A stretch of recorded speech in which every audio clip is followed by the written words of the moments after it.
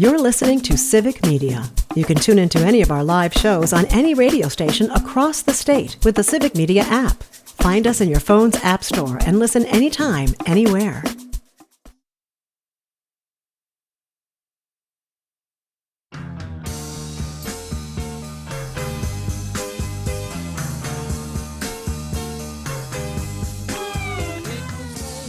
Good morning. Welcome to Matenaer on Air. Jane Matenaer, Greg Bach, Sweet Calby on the board, coming to you live from our studio at Radio Park in Racine.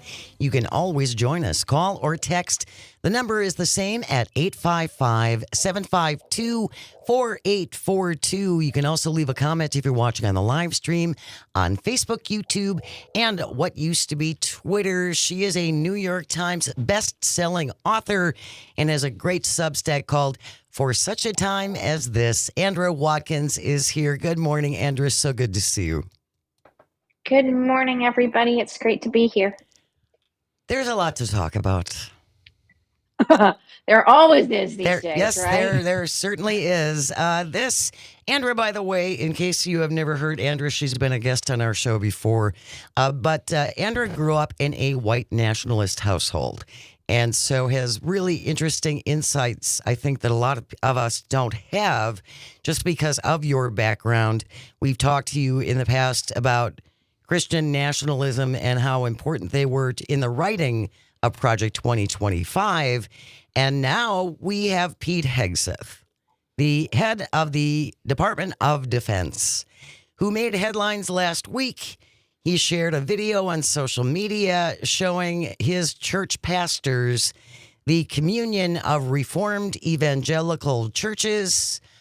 His pastor thinks that women shouldn't have the right to vote. And many white Christian nationalist men subscribe to this view. I applaud CNN for featuring these people, even though they featured them as some sort of really extremist outlier group.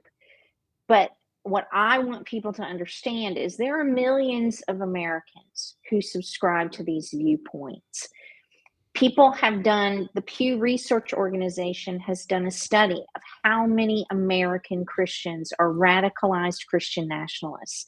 And I ran some numbers, and it could be anywhere from 20 million to 60 million Americans who are radicalized. Maybe every single one of them don't think that women should have the right to vote repealed and the 19th Amendment repealed.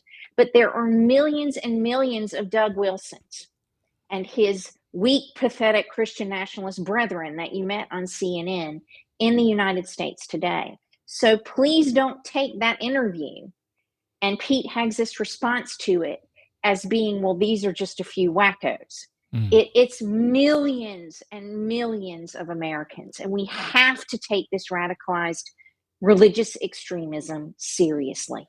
Well, and the preparation for this has been going on for decades. This movement has been around and kind of operating in the background for a long, long time. 50 years. They've been working toward this for 50 years. So this kind of indoctrination is very commonplace in Christian nationalism, where men are the heads of the home and women submit to them, which they talked about in the interview, talked about it very proudly, but they expand that to all women are supposed to submit to men, that's the common order of society. We, in my lifetime, women have gained a huge number of rights that for much of history, women did not have. There were rules from medieval times, at least, that were called coverture, that governed women's existence. And so women were owned by the men in their lives. Right. They weren't separate people. Women went from being their fathers being responsible for them. If they didn't have a father, then an uncle or a brother was responsible for them until they married, and then their husbands were responsible for them, and they were subsumed into their husband's asset class of things that they owned. And if they lost their husband and weren't remarried right away, then their father or their brother or their uncle or some other man became responsible for them. So in my lifetime, we've seen women be able to get away from that kind of ownership and do things like own property and have bank accounts and get their own credit and be able to have jobs and careers. And these are all things that these Christian nationalist men want to take back and remove from women. So it's not just about being in the home and submitting. It's women submit to men everywhere all the time, just like, in Afghanistan with the Taliban. Back to the good old days, essentially. Yeah. Good old days for white Christian nationalist men. Yeah, for white men. Yes, times were great when you were me. Greg. I got nothing to say. I don't represent the white men of any. I'm just me. Two things. One, whenever we talk about the context of white men, which I am one of those individuals, and I apologize, I always try to put myself into that thinking of how do you even come to that place? I guess I can never, because I was never, and I'll say it, indoctrinated, trained to think that way. The notion of women as property or women as subservient or I am the head of this or I am in charge. I was never raised in that kind of household from start to finish, so it makes no sense to me. But one of the things I really want to push home on this, Andra, is that the calculations of how many people believe in this, but also the fact that Pete Hegseth would retweet this 10, 15 years ago, this would never happen. You may believe it, but you're not dumb enough or bold enough, or maybe both, to say something out loud. What we are seeing now are politicians, influencers, journalists who agree with this and say it either like, well, I don't know, every family's different, or they come right out and say it. So it is absolutely not the fringe wackos. It is in our politicians. It is in our journalism. It is in our everyday life. And I'm not saying, the person on your right might believe in that. But what I'm saying is you can't discount the idea that people who are voting on laws that represent us have these opinions, because as you said, Andra, it's been 50 years. It has been waiting in the tall grass. So don't think these people are wackos who should be ignored. They are not the fringe. They are the mainstream to a certain extent. Yes, they are. Or they're being mainstream. Right. Yeah. One of the things that they've done really well that I've talked about a lot is they had this private way of talking where they'd say things like this amongst themselves, and they wouldn't get in front of a camera or a microphone and say them. Now that they're consolidating power, they feel like they can bring more of their private crazy, their private extremism out into the public sphere and pound their chests and be proud of it. And so that's what you see Pete Hegseth doing. Even 3 years ago, Greg, they would not have gotten in front of a microphone or a camera or put something like this on social media. The head of the Department of Defense would not have done that. But now they feel like they're consolidating enough power, and there are enough of them in the right positions that they can say things like this, that they can try to even more mainstream these thoughts and these beliefs and try to force them into our public spaces and into our laws. And that's what their goals are. That's what Doug Wilson wants. Yes. He wants a Christian nationalist theocracy, and he says that readily. But so does Russell Vogt, who's the head of the Office of Management and Budget and controls now the purse strings of the entire federal government. He only believes that white Christian nationalist men should be politicians and should be working in government. And he's gone on the record as saying that. So they're very publicly saying things now that they would only say privately even 2 or 3 years ago. It's frightening, but Americans have to stop being complacent and realize that this isn't just a small cadre of crazy people. It's millions and millions of Americans. If you're just joining us, you listen to Matenaer on Air on the Civic Media Radio Network. We are speaking with Andra Watkins, who is a New York Times bestselling author, also has a wonderful Substack called For Such a Time as This. And Andra, I think also, I think that's a great way you put it, the mainstreaming of this idea. I also think something that we need to combat is also the fact that we just have so much information coming at us at all time. It's every day there is a controversial thing out there. Someone has said something that's surely going to get someone in trouble, and they don't get in trouble because 2 hours later something else happens. So Pete Hegseth tweeting retweeting this person out, it's awful, it's terrible, but an hour later, the people who are outraged are moving on to something else because so much. they're either picking their kids up or they're watching a different news story. So I guess the question I have is, how do people then engage in these topics in a meaningful, relative way to keep them fresh, essentially? Because like, we're trying not to let people forget about Epstein. We're trying to not let people forget about the big, beautiful bill for billionaires, but it's tough. But it's all connected. Yeah. So, the people who are pushing all of these things are pushing all of these things at once. And a lot of these things are being done as distractions to keep us from paying attention to the MAGA murder law now that's stripping our safety nets and our health care and other things away so that billionaires can have tax breaks. A lot of this other stuff is theater for that.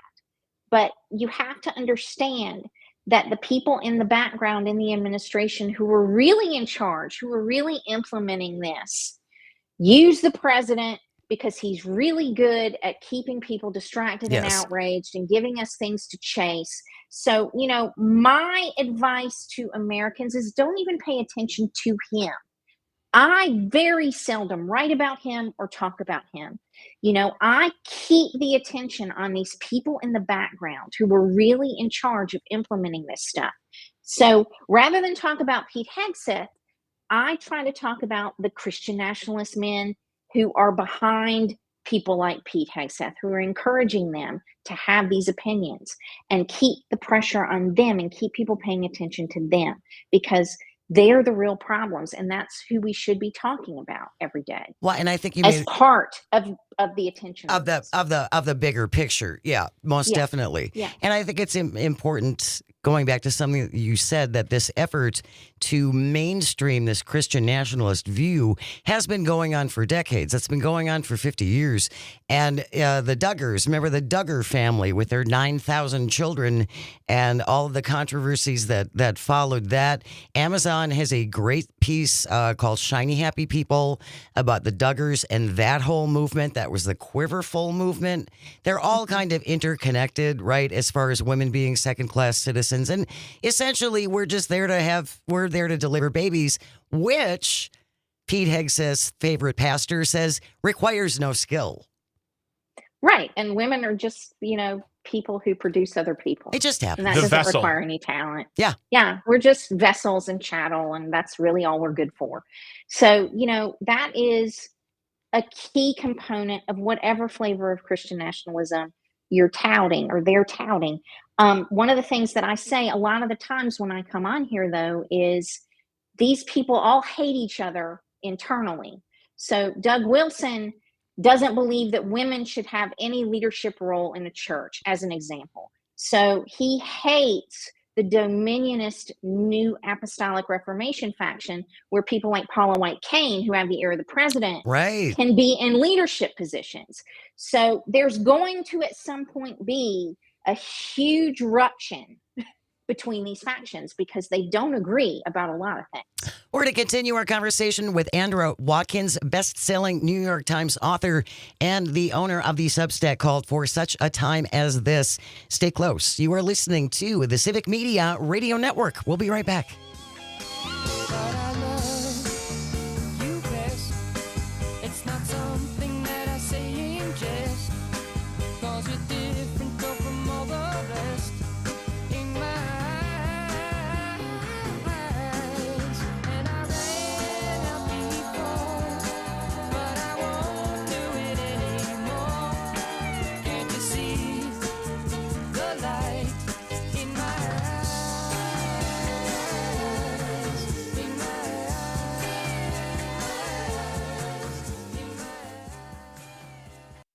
You're listening to Civic Media. Stay up to date on the latest news and information for your local community and Wisconsin by signing up for our free email newsletter. Visit civicmedia.us/email to get started.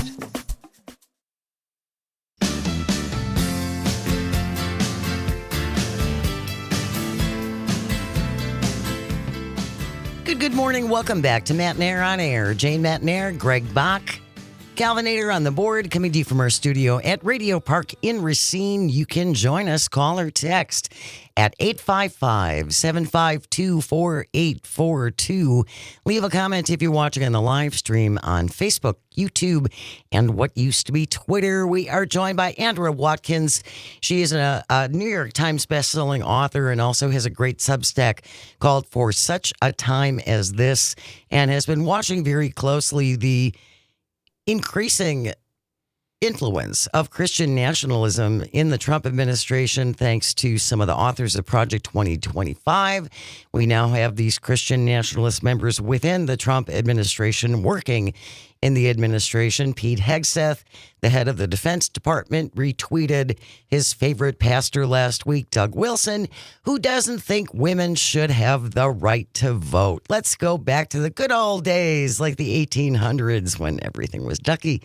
Andrea, you have a really good column that you shared about what we can do to fight back against this and who our defenders need to be. I think this is really an important message. And I want to go back to Greg's comment about apologizing for being a white man.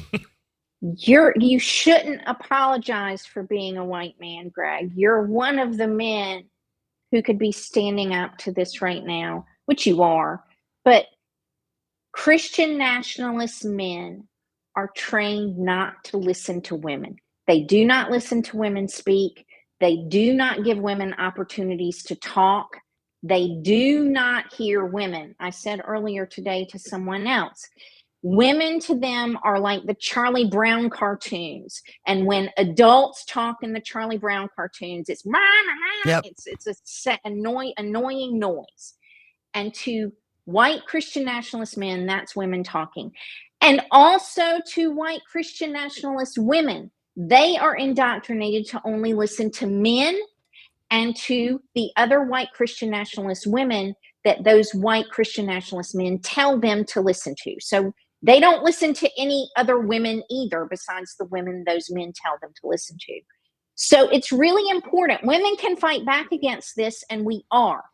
But men have to stand up to this and say, this is not acceptable. We are not going to sit back and watch you white Christian nationalist men attack our women, attack other women, remove rights from women, oppress women, tell women they can't vote, tell women they can't have bodily autonomy. And it's really important for men to get that message right now, because Heather Cox Richardson wrote a few months ago about the Taliban and how when they first came in Yes. Afghanistan, they took rights away from women. Women are practically enslaved in their homes now in Afghanistan and can't even leave their homes without a male relative who's an escort for them. But now in the past few months, the Taliban have switched to men.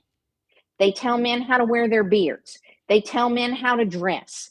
They give men tickets if they don't go to Islamic temple, a certain number of times a month because they're required to be there. And if they miss a certain number of times now, they can be jailed and fined. I bet they don't like that. And the men are saying, what is this? You know, we didn't want this kind of control. And we wish we had stepped up a couple of years ago or more when they were taking rights away from women now. We didn't realize they'd come after us. Oh, yeah. So men realize that these men will come after you too. And step up now and defend women, because you're the only people they might listen to, and you're the people who might be able to stop them.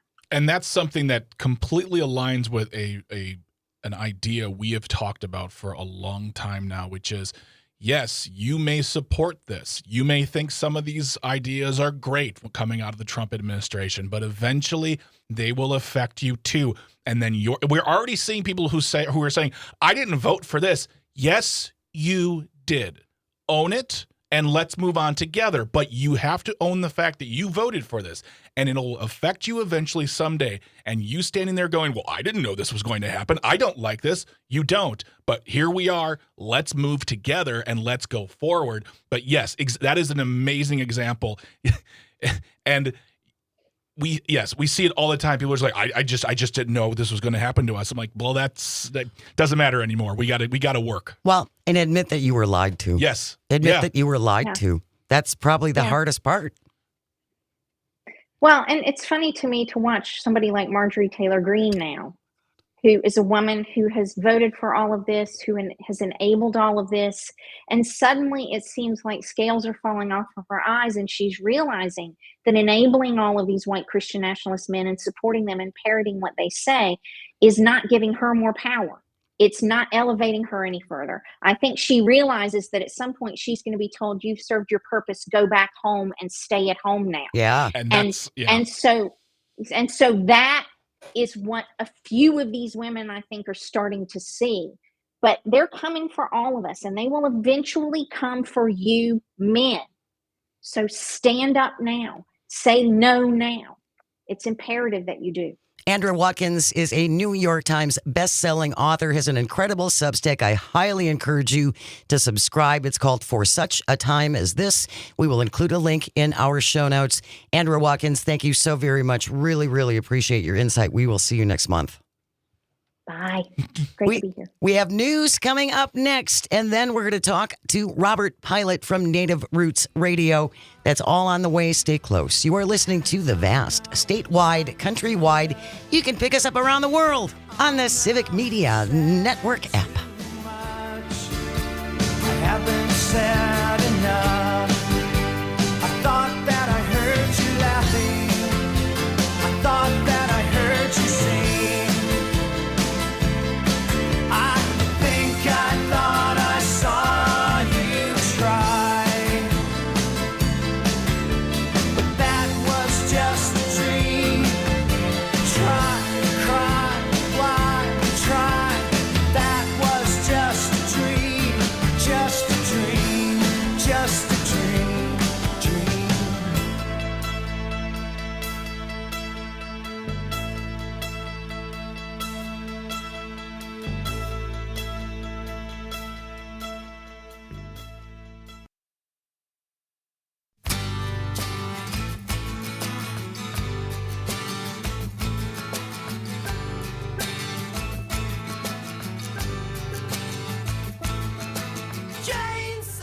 Good morning and welcome to Matenaer on Air. Jane Matenaer, Greg Bach, and Calvin Butenoff coming to you live from our studio here at Radio Park in Racine.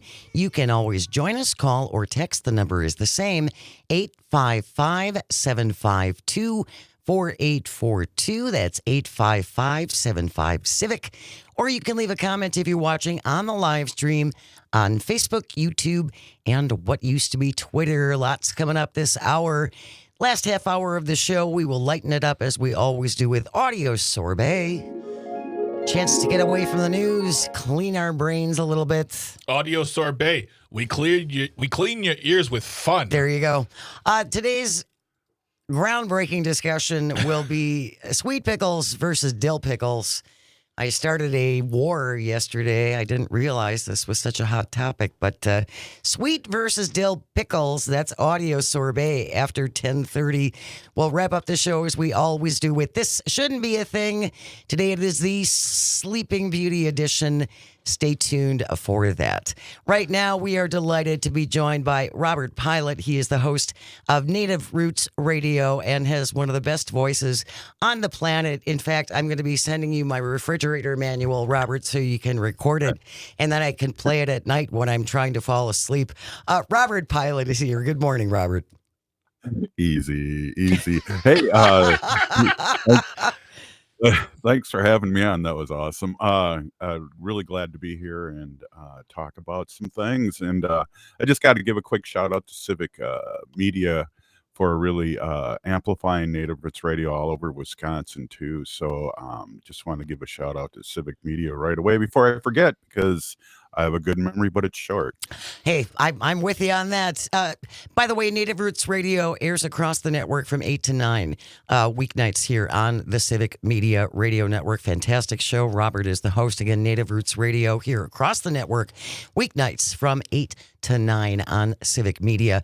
Robert, one of the reasons why we wanted to talk to you was about the recent decision to cut the Corporation for Public Broadcasting. That helps pay for PBS, NPR, 1,500 local radio and TV stations, of course, programs like Sesame Street and so many more. And public radio has really been critically important for our native populations for a long time, correct? Oh, absolutely. And, we do, Native Roots Radio does the best of on WOJB in Hayward, and 45% of their budget has been cut. And that's a 100,000 watt station that covers three different states. And so that's significant, and just in Wisconsin, other than tribal stations, there's been, 40 stations will be affected in Wisconsin and over 24 in Minnesota. And I know specifically for me, I do a show. I'm on 5 days a week, and I do a show once a month called Little Moments Count, and we bring in experts about how to raise your kids and talk to your kids from age 0 to 7 years old, and that's funded by NPR here. They pay for that when they come on Native Roots Radio, and so it affects me to a degree, but it's frightening to see our partners out there and people speaking the truth be cut like this, and it's just half the game plan, or I think I heard 3/4 of the game plan of 2025 is completed now. So Yeah. we are definitely China right now, and we're heading towards Russia. So we need to be careful. And the one thing I always like to talk about on Native Roots Radio too is not only solutions and how we're taking care of ourselves and calls to action, but also that Native Americans are used to this. This is nothing new to us, and not that surprising. But also, when we try to, my tribe specifically, Ho-Chunk Nation. I was a legislator for 4 years for Ho-Chunk Nation, and the week after Trump took over, we lost something like $8 million, and we had to lay off 80 people on the healthcare system. And so it affects everything, even though we want to say it doesn't, but it does. Well, and that's something, Robert, that for me, I kind of put it out there into the world on social media, and I know, first mistake, is to say, justify this for me. Tell me why cutting this funding is fiscally responsible / making America great again, if you will. And someone came back at me to say, well, it's because of their model, and they weren't making money, and they didn't adopt platforms like online and all these fiscal excuses. But when I looked it up myself, Donald Trump has flatly come out and said that PBS, where Mr. Rogers lives, and NPR are liberal, woke bastions of indoctrination. So this isn't about a business model or about finance. This is about, as you just mentioned, messages that can be perceived as a threat to power and to a threat to, quote, their version of America. So I don't think it's about finance. It's about silencing voices. Well, that's true. They wouldn't be sending troops to Washington or L.A. They'd be sending them to Tennessee and to these places where crime has gone up. So it's all about attacking the blue states and people that don't feel the same the way the president does. So it's just it's an attack. One of the things, Jane and Greg, I'd like to ask you as an interviewer. I was a big Bernie guy, and I wonder how he's getting all these things done where our Democratic relatives couldn't seem to get anything done. So how is he getting all this done? And so that makes me pause too. And again, there's an old saying with the Native Americans is, the left wing and the right wing are from the same bird. And so that's what we've been dealing with for 500 years here as Native Americans. But we cannot run now on one issue. Vote. We cannot vote on one issue. And I think that's what happened the last time around, is that people were talking about Gaza and things like that, where no, look what's happening right now. The first presidency that Trump had, he was recorded, I think, 65,000 lies in 4 years. Yeah, he was busy. Let's just Yeah, very recognize the talent, okay, Yeah, of man. lying at that kind of velocity. Really quite something, Yeah. actually. But well. It's amazing too because all his followers now appear to be doing that too. Mm. And I remember there was a hat that came out when he was first elected that said "Make racists afraid again." Well, they're not. They're with the mainstream media and they're getting the thumbs up to do whatever they want, and that's the really most disappointing thing for me. And that's why shows like yours, ours, and being on civic media is so important. Is because as we spit out there's 5 companies that own 95% of the Yep. airs, and we know who owns civic media, and we know who owns AM 950.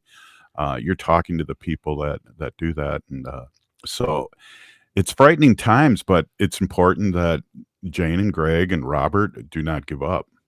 We got to keep talking about it. Yeah. I mean, it is about making sure that the accurate information is out there. Yeah. And I for my estimation, Democrats ceded a lot of territory for a really long time, and at least in the case of AM radio, allowed the right wing to dominate AM radio for decades and decades. And so for many areas, especially in rural communities, that became the only source for information. And civic media's goal is to provide accurate information for people who might not be getting it otherwise. And I think PBS was the same thing. They reported facts. Facts don't care about your feelings. Who did we hear that from so many times, So many over and people. over and over again?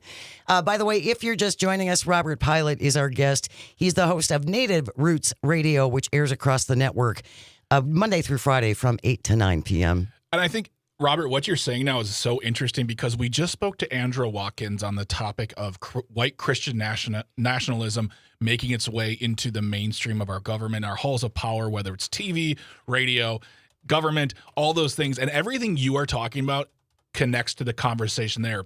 You talk about the fact that Native folks have been getting this sort of treatment for so long, and now people who would agree with the uplift of Native folks, tribes, the issues that you face on a daily basis are now sitting here going, how can they do that to us? Well, now Native folks saying, yeah, they've been doing it for a long time. Where were you this whole time? And also the question of Democrats versus Republicans, that is such a huge question to ask. And I think for me, the immediate, not an answer, but something that provides maybe some context to the conversation is I feel like Democrats underestimated so many things for so long.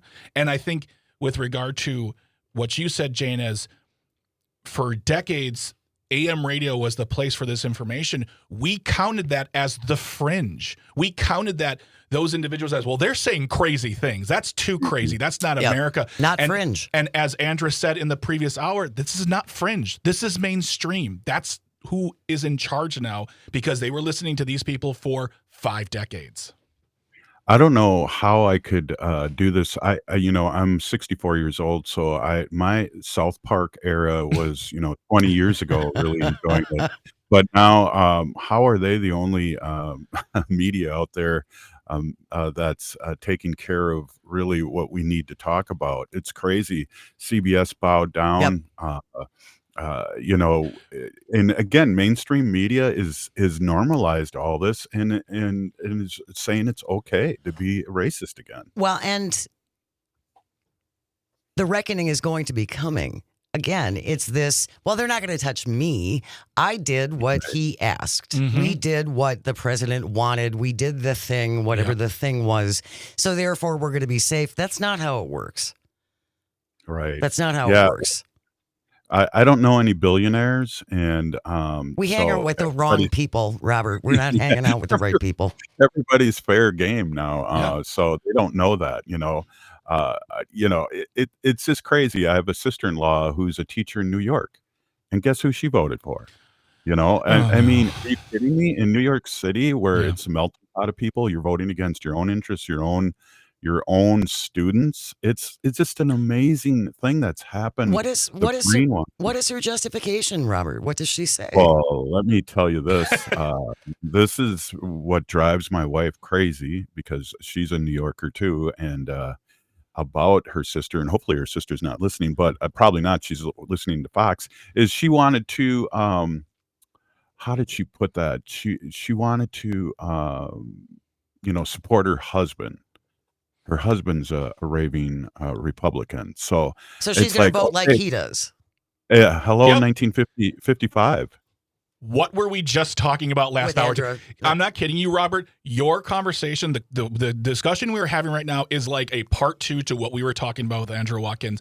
This idea of the woman's vote reflects her husband because, well, he's my husband. And that when you say that line says he's the head of the house and he is the one in charge and he knows better. We're going to continue our conversation with Robert Pilot on the other side. He's the host of Native Roots Radio. Keep it right here. You are listening to the Civic Media Radio Network. We will be right back.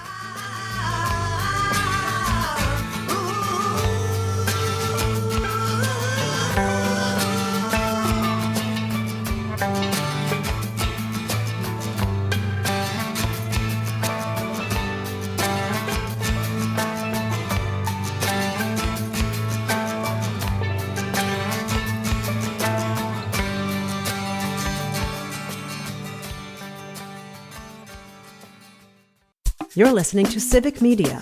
Find the latest news, information, and archives of all your favorite shows on the Civic Media website, civicmedia.us. Thank God for the radio. When I'm on the road. Good morning and welcome back to Matenaer on Air. Jane Matenaer, Greg Bach, Dr. Slide on the board, coming to you from our studio at Radio Park in Racine. You can always join us, call or text at 855-752-4842. Leave a comment.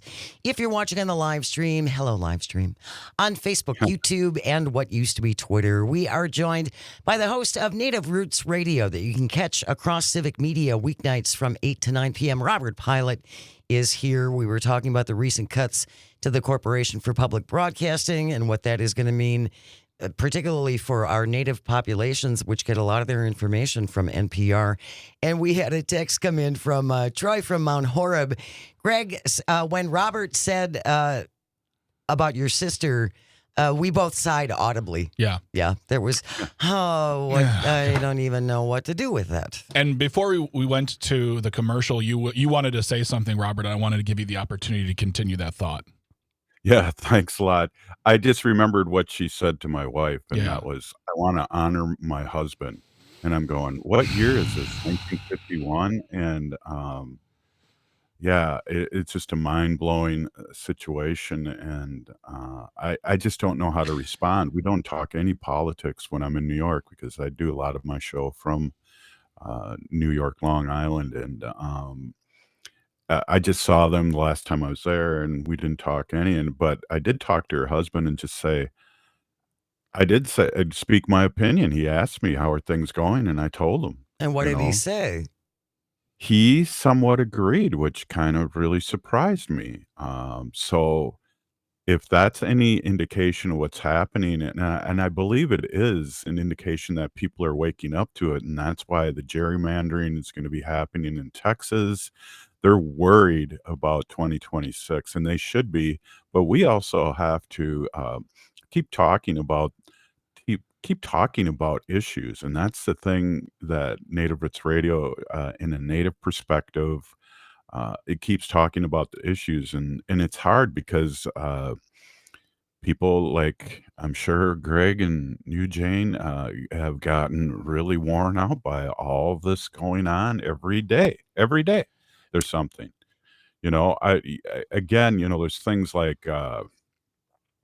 He wanted the Washington team to bring back the racist name, Yeah. Yeah. all these things. And I try to, when I post on social media, which I'm on Blue Sky too, and trying to really combat the X experience with Blue Sky.